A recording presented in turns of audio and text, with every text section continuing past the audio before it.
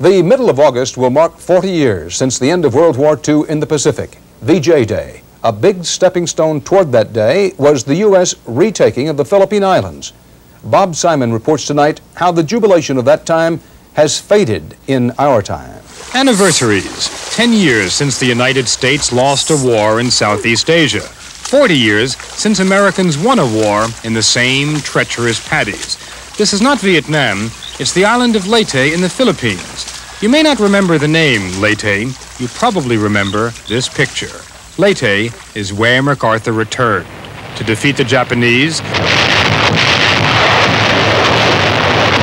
to preside over Philippine independence, to reclaim Clark Field and Subic Bay, today America's largest foreign bases. To honor their liberator, the Filipinos have turned the picture into a statue on Leyte Beach. It's larger than life, just like MacArthur. Striding right behind him was Philippine General Carlos Romulo. What goes through a man's mind as he wades into history? I must tell you the truth. I was wearing the boots that I bought in San Francisco to wear when we liberated Manila.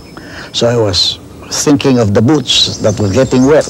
I didn't know we were going to wade in water. So I wore my boots.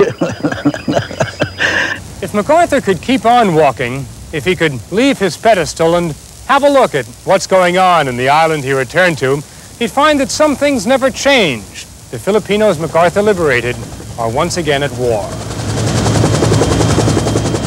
It's a guerrilla war, and it's escalating. This is the only country in Southeast Asia where communist insurgents are gaining strength and could threaten not only the government in Manila, but U.S. interests in the Pacific, the cause 3,500 Americans died for in Leyte alone 40 years ago.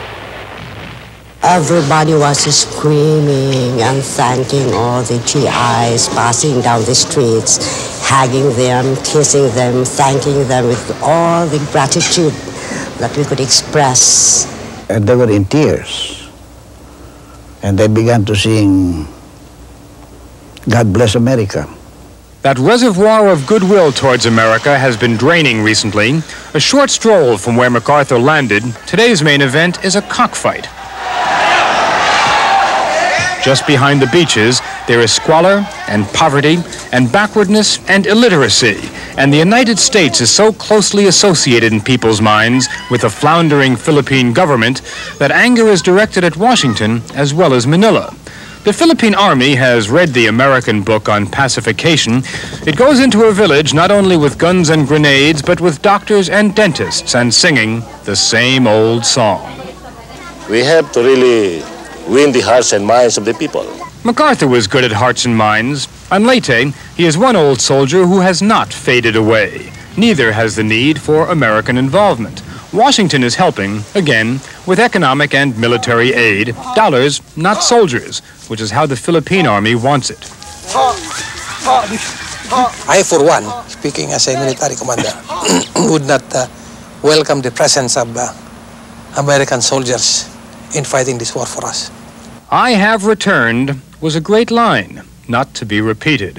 What America has to do now in the Philippines is even more complicated than what MacArthur did. It has to defeat an enemy, protect its bases, and keep these islands friendly. And it has to do all this without landing on Leyte's beaches. Bob Simon, CBS News, Leyte. Almost 100 world leaders and thousands of guests and delegates are crowding into New York City this week.